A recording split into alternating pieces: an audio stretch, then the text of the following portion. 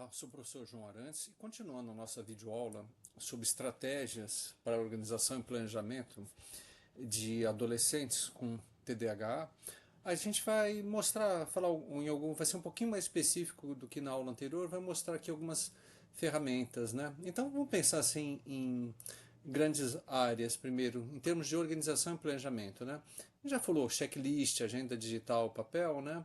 A gente já falou em dividir tarefas grandes em pequenas, mas a gente fala agora em algumas ferramentas específicas, né? Por exemplo, Todoist, Trello, Google Calendar, né? Então são ferramentas aqui que permitem você colocar ali as tarefas. Por exemplo, o Trello é muito usado em gestão de projetos, né? Então, olha, quais são as tarefas que eu tenho que fazer em primeiro lugar, em sequência eu vou fazer tais tarefas, né? E se você estiver trabalhando aqui com outras pessoas, essas ferramentas permitem compartilhar, por exemplo, compartilhar a agenda no Google Calendar, né? Então, teus familiares podem, né, compartilhar a mesma o teu calendário, né? E com isso aqui você ter mais de uma pessoa aqui acompanhando o trabalho. Mesma coisa que em relação ao Trello, se o adolescente estiver trabalhando com alguém, né? O Trello também permite fazer isso, né? Um, agora pensando, nós falamos em planejamento e organização, vamos falar então agora em melhoria do foco, né? E concentração. Melhoria do foco. Novamente aqui a gente volta a insistir no ambiente livre de distração, né? E usar aquelas técnicas de alguns minutos focando, alguns minutos de intervalo, né? A técnica Pomodoro que a gente falou, né? Alguns adolescentes, né, gostam de trabalhar assim com fones, com música de fundo ali, uma música instrumental, uma música relaxante ali, que evita ali, que ajuda na concentração, né? Bom, quanto mais ferramentas visuais o adolescente puder usar, melhor. Então, se souber criar mapas mentais, né, resumos visuais, né, isso é ótimo ali porque faz com que você assimile melhor o conteúdo que você está estudando, né?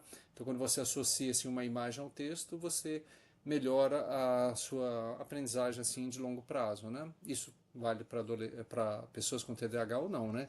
Então, assim, métodos de estudo em que você ligue assim, imagens com texto funciona muito bem, né? Agora, quanto às habilidades sociais, né, e de autorregulação, né? Sempre aquele ponto, né?